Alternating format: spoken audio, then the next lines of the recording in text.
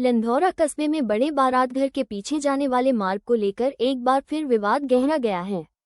नगर पंचायत इस रास्ते को सार्वजनिक बता रही है, जबकि कब्जाधारक दिलशाद खां इसे अपनी निजी भूमि बताते हुए कोर्ट का आदेश दिखा रहे हैं। दिलशाद खां का कहना है कि वो न्यायालय से निजी रास्ते का आदेश प्राप्त कर चुके हैं। इसके बावजूद नगर पंचायत उसे सार्वजनिक बताकर कार्रवाई कर रही है।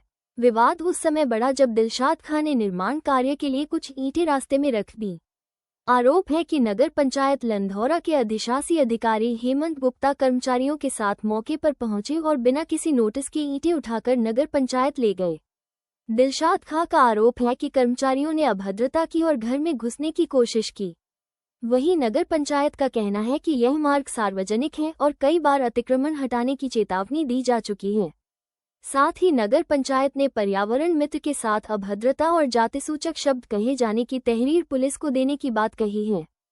फिलहाल मामला पुलिस और प्रशासनिक स्तर पर पहुंच चुका है और अब सबकी नजरें इस बात पर हैं कि न्याय किसके पक्ष में जाएगा।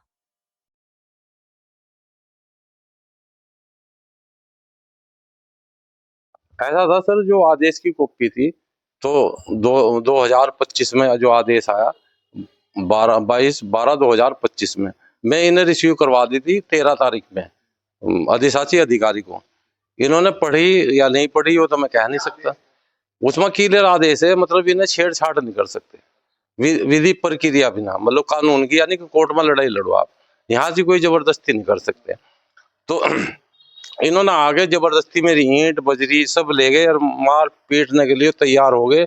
और सारी मेरे पास वीडियो है। अगर मैं गेट ना बंद करता तो ये सारे स्टाफ से मतलब मुझे मरवा देते, मतलब मुझे पूरी जान का खतरा, मतलब। हाँ। हुआ क्या आपको नोटिस दिया? नहीं, नोटिस कुछ नहीं दिया गया जी मुझे। हाँ, कोई नोटिस नहीं दिया। देखा जाए तो क्या किस तरह से नोटिस दिया जाता है, क्या ये 3 दिन पहले दिया जाता है। अगर मतलब नहीं हटा रहे तो फिर उसके बाद में मतलब ये सामान जब्त कर सकते हैं। नहीं, नोटिस कोई नहीं आया जी। विवाद क्या है? ये विवाद कहाँ तक पहुंचा? ये विवाद ये था जी, 2016 में खलील चेयरमैन साहब थे, तो उनसे मैंने एक जमीन खरीदी थी जिसपे मेरा मकान बना हुआ। तो इनकी पहले दोस्ती थी सलीम भाई छोटे की, और नसीम उस टाइम मेंबर था। तो उस टाइम इनकी दोस्ती के बाद में इनकी दुश्मनी हो गई, तो इन्होंने क्या नाम जो इन्हें फंसाने की वजह से तो इनकी पावर सीज करवाने के लिए जांचें करवाई। अब जांचें जो करवाई 2016 में, पहले मुस्लिम था उससे पैमास की गिरवाई, गोपाल सिंह थे उस टाइम में। तो उन्होंने कहा कि 416 में प्रतीक तो होता है, वो रिपोर्ट मेरे पास है। फिर इन्होंने क्या नाम जो जनहित याचिका गिरवाई हाई कोर्ट, तो उसमें 2016 में गिरवाई, 2018 में आदेश हुआ पड़ा। लेकिन वे करालो वाला अब जो जोड़ उसका आदेश हुए पड़े कि मतलब वे उन्हें जो चिन्हित करके भेजे थे उन्हें ध्वस्त करे जा। और यो जो सजरे में आकृति है, तो सजरे में आकृति कम है, तो यहाँ से चिन्हित नहीं हुआ था। फिर तीसरे नंबर की इन्होंने पैमाश करवाई, जावेद भाई से गिरवाई इन्होंने। फिर उसके बाद में मेरा मकान ही चिन्हित करवा गया, तो इन्होंने एफआईआर दर्ज करने के आदेश करवा दिए। फिर मैं उसके खिलाफ चौथी बार पैमाश के लिए हो गया, तो उसमें भी फिर उन्होंने ये लिखा कि मतलब सजरा पहले दुरुस्त हो, और ये जो बाउंड्री ये 1.5 फुट पीछे को होना मांग रही मेरी साइड से, और 2 गट्ठा गडरियों की तरफ को होना मांग रही, वो भी मेरे पास रिपोर्ट है।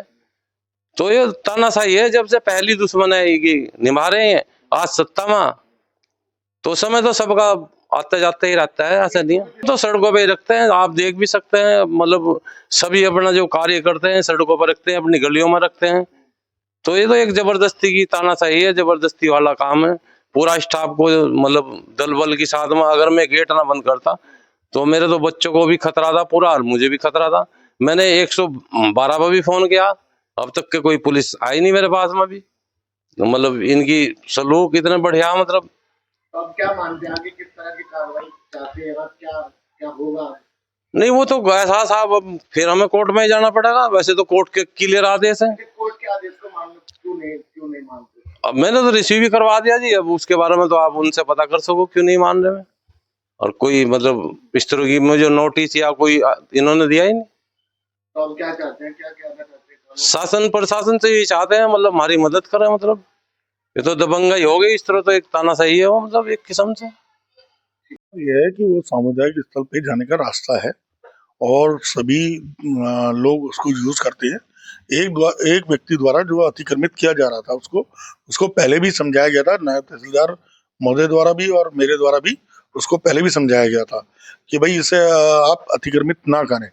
लेकिन उसने कल 26 जनवरी का फायदा उठा के कल रात को वहाँ दीवार सी और ईंटें वींटें डाल के रास्ता अवरुद्ध कर दिया था। तो जिसमें लोगों की शिकायतें आई, तो यहाँ से टीम गई और उनके द्वारा वो अतिक्रमण हटाया गया। और अतिक्रमण हटाने के दौरान उस व्यक्ति द्वारा, जो अतिक्रमण कर रहा था, अतिक्रमणकर्ता द्वारा कर्मचारी के साथ बदतमीजी की गई और जाति सूचक शब्दों का यूज किया गया। तो आदेश कोर्ट में जो आदेश हुआ है, पहली बात तो उसके खिलाफ जो पीपी एक्ट में मुकदमा नगर पंचायत ने दायर कर दिया है। और दूसरा ये आदेश जो है हुआ है, आदेश में कहीं ये नहीं है कि भाई कि वो रास्ते को अवरुद्ध करेगा। पर उन्होंने कहा कि कोई नोटिस नहीं दिया गया मेरे घर में घुसने। नोटिस तो तब दिया जाता जब उसको पहले ही हमने इस बात के लिए आगाह कर दिया था। तो भाई अब जब अगर अतिक्रमणकारी जबरदस्ती का अगर वो रास्ता रोकेगा किसी का, तो वो तो कार्रवाई की जाएगी और फिर वो सारी संपत्तियां जो हैं वो जोहड़ में आती हैं। तो अब सबको ही नोटिस जा रहे हैं उसके लिए। तो कह रहे हैं कि निजी रास्ता भी दर्शाया है, पर तहसील प्रशासन ने तमाम चीजें मेरे हाथ में बताई गई है। वो तो वैसे भी अतिक्रमण है भैया। अगर वो दिखा रहा है ना, उसकी रजिस्ट्री में कहीं ना खसरा नंबर है, ना कहीं किसी चीज का उल्लेख है।